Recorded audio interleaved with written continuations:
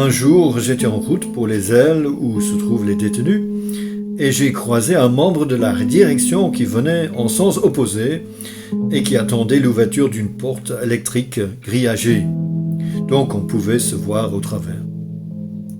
Quand elle m'a vu, elle a immédiatement mis son masque et quand elle a passé, elle a fait comme pour m'éviter au maximum et je me demandais bien pourquoi.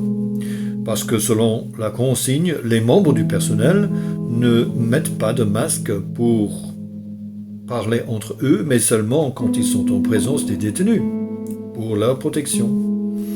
Alors je me demandais, mais pourquoi a-t-elle fait cela?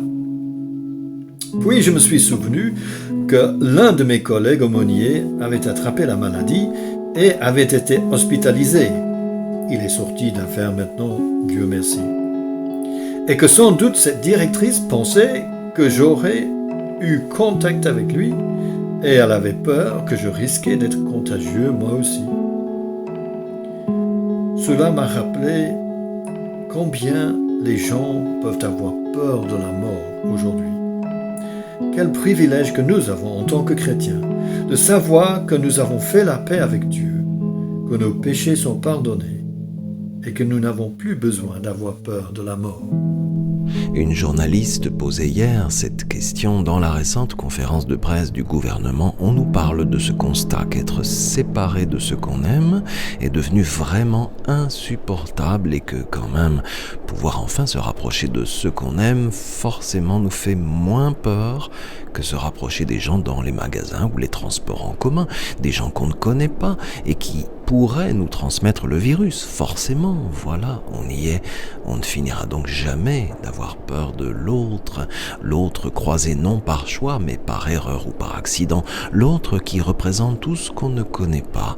Quand il va en prison, l'aumônier fait 2 choses, organiser le culte chaque semaine et être auprès des détenus, écouter, être en relation avec l'autre. Et donc ça, oui, ça a tout de suite été un grand changement, forcément. Donc le premier grand changement a été l'interdiction de tout rassemblement, ce qui signifiait la fin des cultes. Puis, au début du confinement, il y avait un certain flou. Et certains aumôniers se sont vus refuser l'accès à leur établissement. Certains autres services philosophiques ont eux-mêmes pris la décision de ne plus entrer dans les établissements. Mais notre service a continué à travailler comme d'habitude.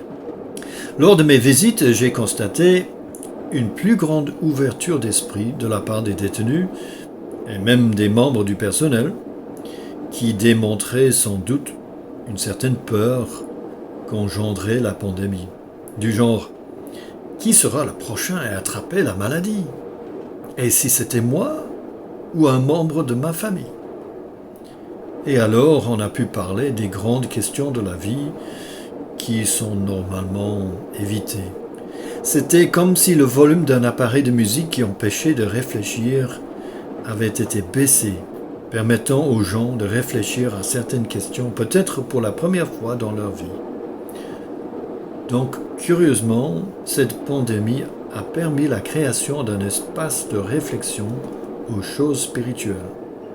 L'Observatoire international des prisons a formulé une note qui dit ceci: à ce jour, et en raison des mesures exceptionnelles liées à la crise sanitaire, nous avons tous un point commun avec les personnes détenues. Nous sommes tous, d'une certaine manière, privés de liberté. Et en prison, c'est autre chose. Cette crise aggrave une situation déjà précaire et ultra pénible, mais certains d'entre nous le savent, puisqu'ils vivent ça chez eux, l'indignité, la solitude ou la brutalité, cette peur de mourir maintenant, mis à mal, oublié ou transparent.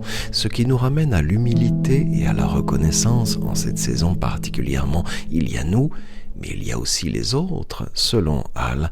Elle est précisément là, cette trace lumineuse d'une espérance apportée en prison, là, dans la présence et la relation à l'autre. Toutes ces questions de profondeur, le sens de ce qui se vit, l'amplitude et le grossissement de toutes ces peurs. Tout cela me fait penser au verset de la Bible qui dit « Soit que nous vivions, soit que nous mourions, nous sommes au Seigneur. » C'est dans Romains chapitre 14 verset 8.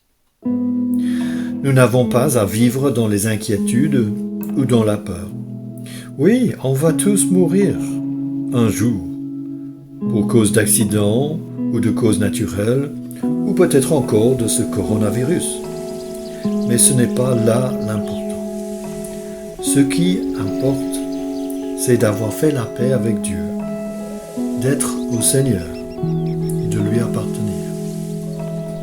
Accueillez celui qui n'a pas une foi solide, dit Paul, ne critiquez pas ce qu'il pense ou ce qu'il ressent. Vous connaissez le temps où nous sommes, n'est-ce pas? Alors allez, c'est le moment de sortir de votre grand sommeil.